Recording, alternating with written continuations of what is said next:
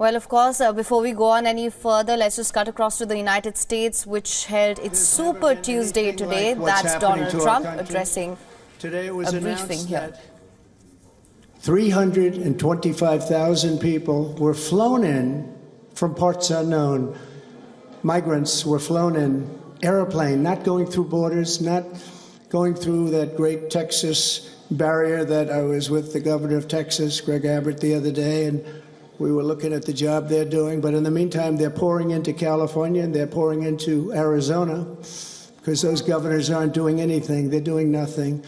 But today it was just announced before I came out. It was unbelievable. I said, that must be a mistake. They flew 325,000 migrants, flew them in over the borders into our country.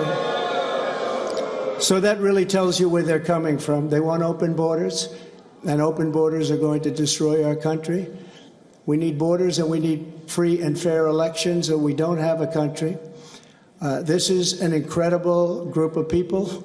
So many celebrities that I'm not going to introduce any because I'm just going to get myself in trouble if I do that, because I'll leave out most of you.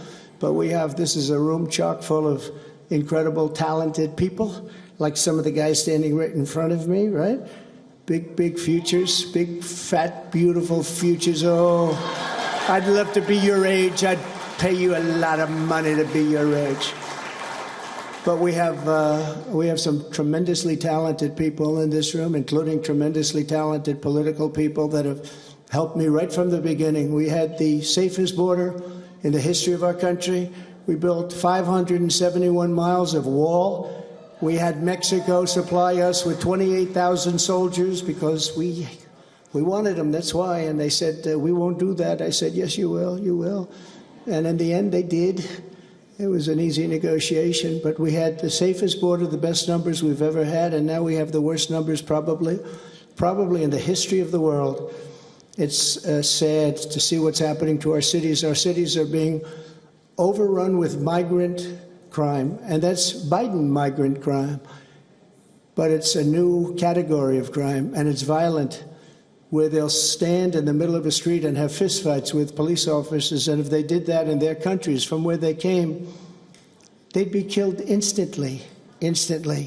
They wouldn't do that. So the world is laughing at us. The world is taking advantage of us. 3 years ago, we were at a level, we were energy independent, we were going to be very shortly energy dominant, and today we're getting oil from Venezuela. Can you believe it? And we're doing numbers on that oil. You know what we're doing? We're refining the oil. We have our refinery for that oil. It's really, I call it tar. It's not oil. It's terrible. We have real stuff.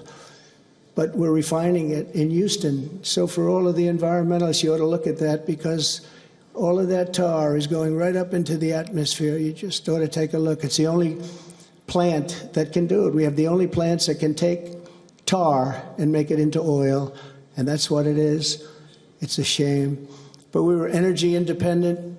We were going to be energy dominant. We were going to be supplying oil to Europe, all over the world. And then a tragic thing happened during the election. It was a tragedy, because you wouldn't have, think of it, all of the problems that you have today, I don't think you would have had any of them.